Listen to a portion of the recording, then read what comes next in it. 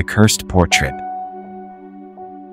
In the remote village of Ravenswood, where fog clung to the cobblestones and whispers of ancient curses hung in the air, an old manor stood at the edge of a dense forest.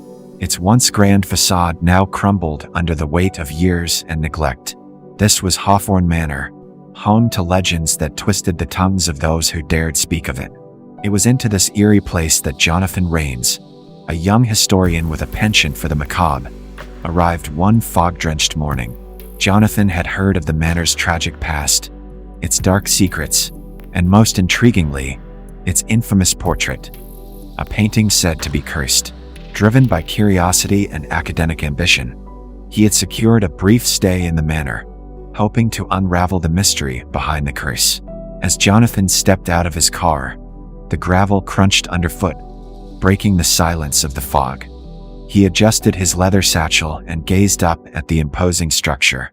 The manor's towering spires seemed to pierce the sky, and its windows, though dirty and cracked, seemed to watch him with a sinister intelligence. Inside, the air was thick with dust and neglect. The grand foyer, though grand in its day, was now overshadowed by cobwebs and the smell of mildew. Jonathan brushed aside the cobwebs and began to explore, his footsteps echoing through the empty halls. The manor's creaking floors and shadowy corners seemed to whisper secrets of the past. Jonathan's research led him to the library, where he found old journals and letters detailing the manor's history. But it was a particular letter, yellowed with age and tucked between the pages of a dusty book, that caught his eye. The letter was written by a woman named Eliza Hawthorn, the last known resident of the manor. In it, she spoke of a portrait that had been painted by her husband, Edward Hawthorn, who was renowned for his artistic talents. The portrait, she wrote, was intended to capture the essence of their beloved daughter, Annabelle. However, strange occurrences began soon after its completion. As Jonathan delved deeper into the manor, he finally stumbled upon a room shrouded in darkness. His flashlight revealed a heavy velvet curtain that concealed a large frame.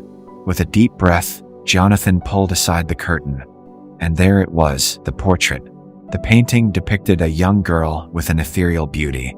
Annabelle Hawthorn's eyes were hauntingly realistic, almost as if they were alive. Her gaze followed Jonathan's movements with unsettling intensity.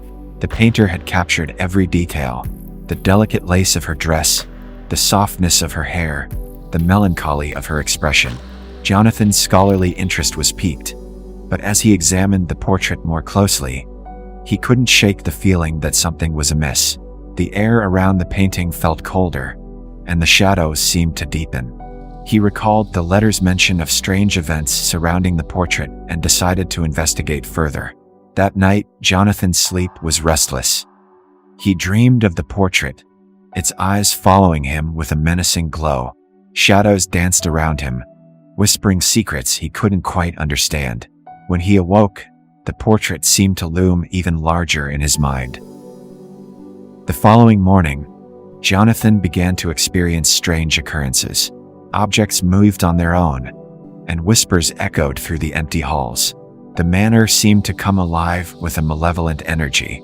Despite his growing unease, Jonathan pressed on, convinced that understanding the portrait's history would explain these disturbances.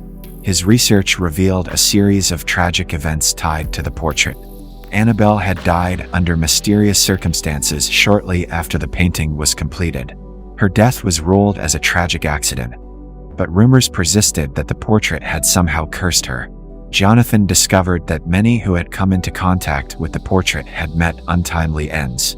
Some went mad, others disappeared, and a few were found dead under strange circumstances. The portrait seemed to be at the center of these misfortunes. Determined to break the curse, Jonathan sought out the remaining descendants of the Hawthorn family. He learned that the portrait had been passed down through generations, each owner suffering a similar fate.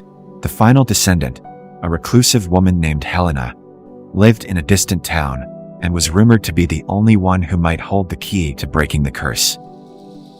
Jonathan traveled to Helena's home, a modest cottage surrounded by dense woods. Helena was an elderly woman with a kind but wary demeanor. When Jonathan explained his quest, she agreed to help, though she seemed reluctant. Helena revealed that the portrait was not just a painting but a vessel for a vengeful spirit. Edward Hawthorn had been a skilled artist but had dabbled in dark arts.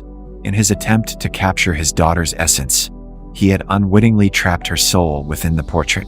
The curse was a result of his failure to release her spirit. To break the curse, Jonathan and Helena needed to perform a ritual to release Annabelle's spirit. They gathered the necessary items and returned to Hawthorn Manor. The manor, now shrouded in an oppressive darkness, seemed to resist their efforts. As they approached the portrait, the temperature dropped, and an eerie silence enveloped the room. Helena began the incantation, her voice trembling but resolute. The portrait seemed to pulse with a dark energy, and the eyes of Annabelle glowed with an otherworldly light. Suddenly, the room was filled with a cacophony of whispers and shadows. The spirit of Annabelle, now manifesting in a spectral form, appeared before them. Her eyes were filled with both sorrow and relief. Jonathan and Helena continued the ritual, their voices blending with the whispers of the spirit world. With a final, powerful incantation, the portrait's curse was broken. Annabelle's spirit was freed, and the oppressive darkness that had plagued the manor lifted. The portrait, once a vessel of malevolence, now seemed to reflect a sense of peace. The following days were marked by an unusual calm. Jonathan and Helena left Hawthorn Manor, knowing that their task was complete. The manor, though still old and decaying, no longer felt threatening. Jonathan's experience had left him deeply changed, but he felt a sense of accomplishment in having lifted the curse. As he drove away from Ravenswood, Jonathan glanced back at the manor one last time. The fog had lifted, and the sun cast a warm glow over the once haunted estate. The portrait had been removed and placed in a safe location, where it could no longer cause harm. Jonathan's research on the Hawthorn family and the cursed portrait became a celebrated piece in the world of historical and paranormal studies. The story of Annabelle Hawthorn and the portrait remained a chilling reminder of the thin line between art and the supernatural, and of the lengths one might go to uncover the truth hidden in the shadows.